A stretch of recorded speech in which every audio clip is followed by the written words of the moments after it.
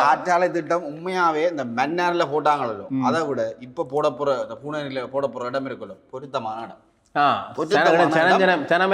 பொருத்தமான இடம் என்னன்னு சொன்னால் இப்ப அதுக்கு காரணம் சொல்லி எதிர்க்கிறதுக்கு தென்னம்புள்ளையில் பட்டு போகும் பாத்திக்க இவ்வளவு பனமரங்களை அங்க தரைச்சு கொட்டேங்க 200க்கும் மேல பனமரங்களை காஞ்சி குலையா தொங்குற பனையெல்லாம் தரைச்சு கொட்டுனவங்கள்ட்டாப்பா மன்னார் கரையில அதை சத்தம் விடாம இருந்துட்டு அங்க தென்னை மரங்கள் எல்லாம் பலதா போதும். அங்க தென்னை மரங்கள் எல்லாம் எப்படி நிக்குதுன்னு எனக்கு தெரியும். நான் போய் பார்த்தேன். அங்க தென்னை மரம் எல்லாம் எப்படி நிக்குதுண்டா ரெண்டு இந்த பீலியோலையோட நிக்குது. அதுகள் பலதா போயிருமா. இப்ப என்ன பிரச்சனை என்னன்னா இந்த தென்னை மரங்களுக்கு வண்டு பிரச்சனை வரைக்க இது ஒரு திட்டமிட்ட சதின்னு சொல்லிக்க அதுக்கு ஒரு பிரச்சனை ஒன்றும் வரையில. அது மட்டும் இல்லாமல் இன்னொரு பிரச்சனை இந்த அரசாங்கத்தின் கட்டிடங்கள் விகார அது இதண்டு அதுக்கு பிரச்சனை இல்லை. எனக்கு வேணாம்டா பூனரியில காற்றால வருது இது தேவையில்லாத விஷயம் மக்களுக்கு வரும்போது சொல்றாருதான் இந்த பச்சளைக்காரர் அங்க பூனரி சந்தியில பெரிய ஒரு புத்தர் விகார கட்டி வச்சிருக்கிறாங்க.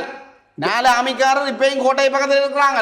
அதுக்கு இவ்வளவு காலம் தன்னால ஒரு முயற்சி எடுக்கல அவருக்கு. அதே தெரியலன்னா ஏன் இந்த தனியார் கட்டிடம் தனியார் கம்பெனி உள்ளுக்கு வருதுன்னு மட்டும் இங்க ஆக்கள் உள்ள அது டீல் அடிச்சா இப்படி எதிர்த்தா டக்குனு உங்களுக்கு என்ன பிரச்சனை இவ்வளவா சரிதான். அதுக்கு பிறகு நாங்கள் பெருமுயற்சி பேரன்பு கொண்ட மக்களுக்காக பெருமுயற்சி எடுத்த நாங்கள் அது சரி வரையில அவங்களோட ஆதிக்கத்தை எங்களால கட்டுப்படுத்த முடியல. இதெல்லாம் அரசால செய்கிற திட்டமிட்ட சரி என்று இல்லாடி சில நேரம் இப்படி போகிறோம். நாங்கள் சில செயல்பாடுகள் சில பரிசோதனைகள் செஞ்ச நாங்கள் பூநகரியில விரலாம் போல கிடக்கு காற்றால விரலாம் போல கிடக்கு. உண்மையாவே எந்த ஒரு தாக்கத்துக்கும் சமனம் எதிர்மான மறுதாக்கம் இருக்கு சரியோ. ஆனால் அதை வச்சு கொண்டு நாங்கள் இந்த திட்டம் வேணாம் என்று புறக்கணிக்க கூடாது. பூனரியில காற்றாலை மின் உற்பத்தி அந்த திட்டம் பெறுது என்று சொன்னால் உனக்கு தெரியும் பூனரி எவ்வளவு கஷ்டப்பட்ட பிரதேசம்.